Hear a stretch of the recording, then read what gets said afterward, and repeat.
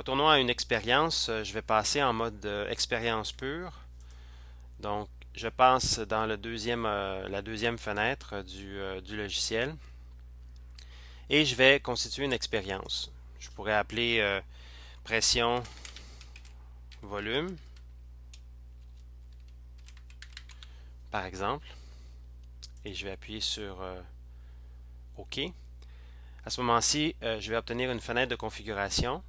Je peux spécifier que mon expérience va durer 20 secondes et que je prendrai le maximum d'échantillons. Vous voyez que je viens de placer 30 échantillons par seconde et le logiciel me ramène automatiquement à 25. Donc ça, c'est un petit truc pour savoir quel est le maximum de résolution que vous pouvez avoir sur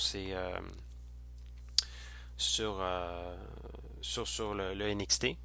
Tout dépendant des capteurs également, ça pourrait varier ou tout dépendant de la durée que vous placez. Ensuite, je vais choisir le bon capteur, donc je devrais retrouver dans la liste, pardon, le capteur vernier de pression. Voilà. Et bien spécifier que je suis sur le bon port, le port 4. J'appuie sur OK. Euh,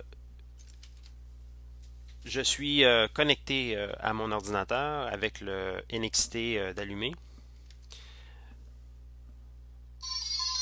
Voilà. Avec le fil USB de bien connecté et tous les capteurs qui sont placés de cette manière-ci. Si vous remarquez, j'ai pris la photo de cette manière-ci pour vous démontrer comment brancher la petite seringue avant de la connecter ou de la visser sur le capteur. C'est intéressant de faire de mettre de l'air, donc de tirer sur la seringue pour faire insérer de l'air dans la seringue. Parce que lorsque je vais appuyer sur le bout de la seringue, ben, je vais compresser l'air et c'est ça qui va être lu. Tandis que si j'ai mis la seringue sur le capteur sans avoir mis de l'air dedans, je ne pourrai que tirer dessus. J'aurai une lecture donc de pression qui diminue, mais tout dépendant de l'activité que l'on souhaite réaliser. Alors, je vais retourner à mon logiciel de programmation. Je télécharge ce qu'on appelle maintenant l'expérience.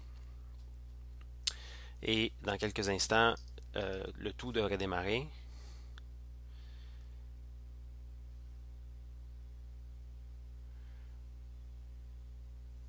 Et ce qui va se produire, c'est que je vais appuyer sur la seringue, voir quelle sera la réaction de la pression.